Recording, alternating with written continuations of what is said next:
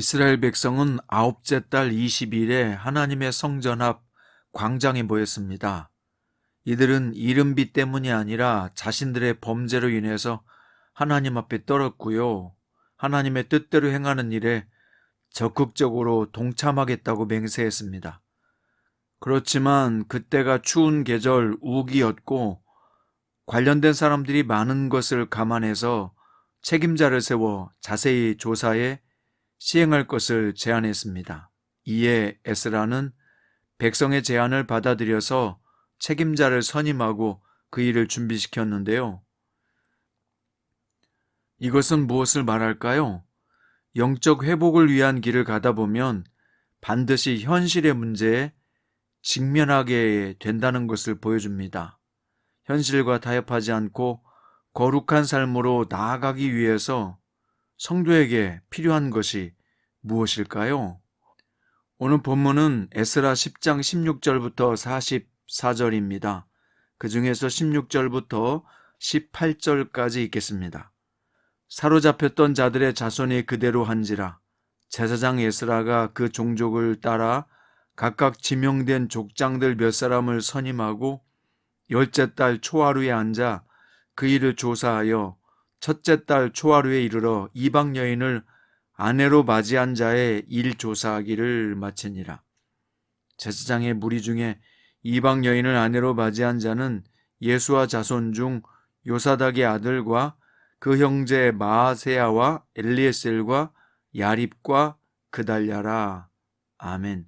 오늘 말씀의 제목은 거룩한 삶을 위한 결단입니다. 이방 여인과 결혼한 사람들에 대한 조사는요, 10월 1일부터 시작해서 이듬해 1월 1일에 모두 마치게 됐습니다.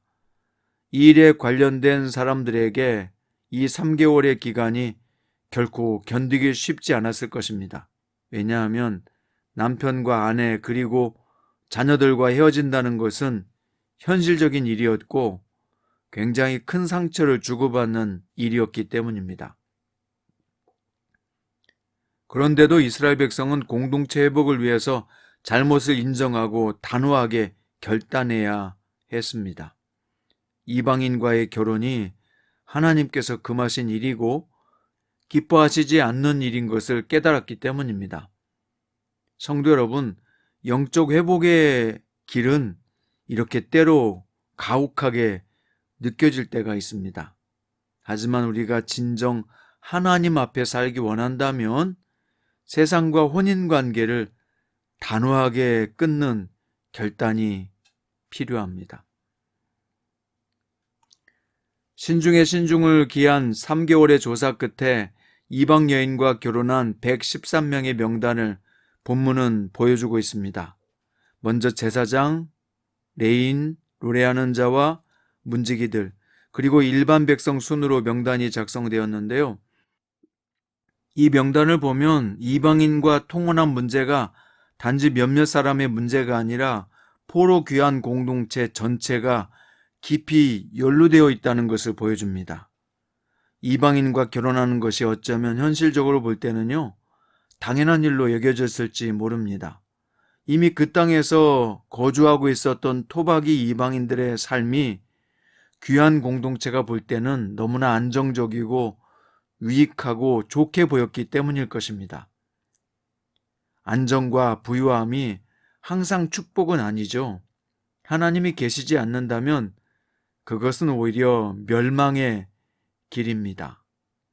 우리가 하나님께서 허락하신 초막이든지 궁궐이든지 그 어디라도 주님이 계신 곳이 하나님의 나라이니까 비록 내가 사는 곳이 초막이라고 할지라도 내가 사는 이곳에서 주님이 계시게 하는 것, 그것이 곧 성도의 삶입니다. 아무리 부잣집에 살아도 하나님이 계시지 않으면 그것은 결코 축복의 장소가 아닌 것이죠. 자, 이어서 제사장 17명, 레위인 6명, 노래하는 자와 문지기 4명, 일반 백성 86명, 도합 113명의 이름이 본문에 기록되었는데요. 사실 이들의 이름은 부끄러운 이름일 수밖에 없습니다. 왜냐하면 하나님 말씀을 어기고 이방 여인과 결혼한 사람들의 이름이기 때문이죠. 하지만 반대로 생각해 보면요, 이들은 신앙 공동체의 거룩함을 회복하기 위해서 자신들의 죄를 회개하고 죄의 길에서 돌이킨 이름들입니다. 그러니까 참으로 믿음 안에서 결단하고 나아갔던 훌륭한 신앙적 이름이 되기도 하는 것이죠. 우리가 하나님의 백성으로 살아간다는 것은 예배의 모범을 따르고 선행의 의무를 다하는 것 이상이 요구됩니다. 그것은 뭘까요? 하나님을 진정으로 신뢰하는 믿음입니다. 범사의 하나님을 하나님으로 인정하며 그분 앞에 떠는 경외의 삶이 시작이며 전부입니다.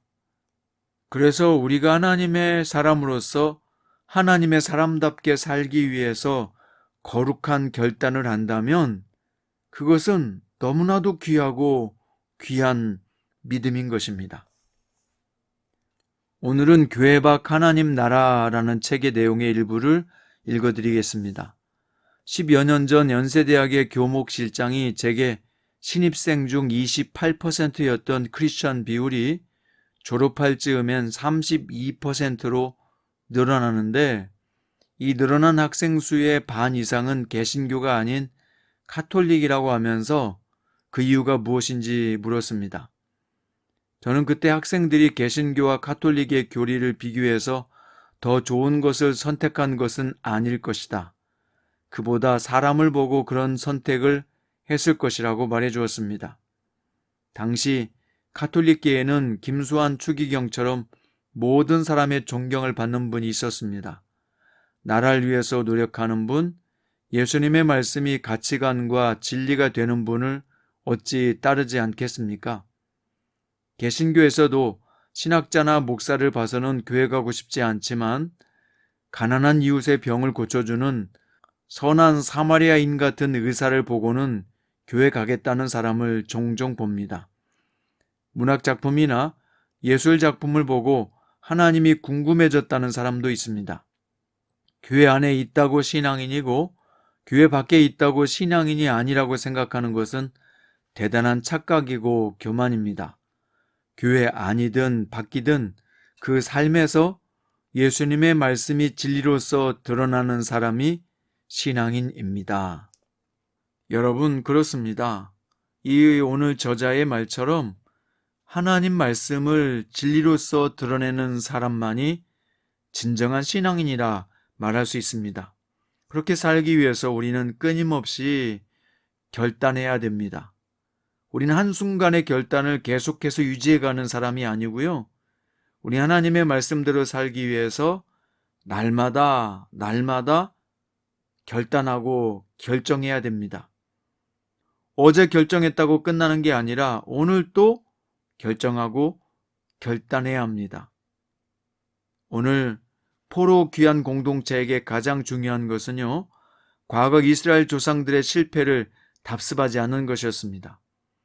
그렇게 하기 위해서는 거룩함을 회복하는 것이 무엇보다 시급했기 때문에 가장 먼저 이방인 아내와 자식들을 내보냈던 것입니다. 결코 쉬운 결단이 아니었지만 조상들처럼 이방인의 풍습에 물드는 것을 막기 위해 내린 불가피한 결단이었습니다. 하나님의 백성으로 거룩한 삶은 세속을 끊어내는 결단 없이는 불가능합니다. 그래서 우리가 거룩한 삶을 살기 위해서 매일매일 결단해야 되는 것입니다. 오늘 하나님의 말씀에서 나를 멀어지게 하는 것이 무엇입니까? 고통스럽고 괴롭고 힘들더라도 단호하게 끊는 결단이 필요합니다. 아니, 절대적입니다. 우리는 세상 속에서 거룩함을 드러내야 하는 하나님 나라의 백성이니까요. 오늘 또 하나님 백성대로 살아가는 복된 성도 되시기를 축원합니다. 기도드립니다. 주님, 오늘 하나님의 백성답게 살 수 있게 하소서. 그렇게 살기 위해서 결단해야 되는 것이 있다면 아프더라도 힘들더라도 결단을 내리게 하시고 바른 결단을 해서 내일이 값어치 있고 복된 삶이 되도록 오늘을 잘 살게 하여 주옵소서. 사랑하는 주님, 오늘 이 말씀과 기도를 듣는 모든 성도들에게 거룩한 삶을 위한 위대한 결단이 있게 하여 주옵소서. 살아계신 예수님의 이름으로 기도드립니다.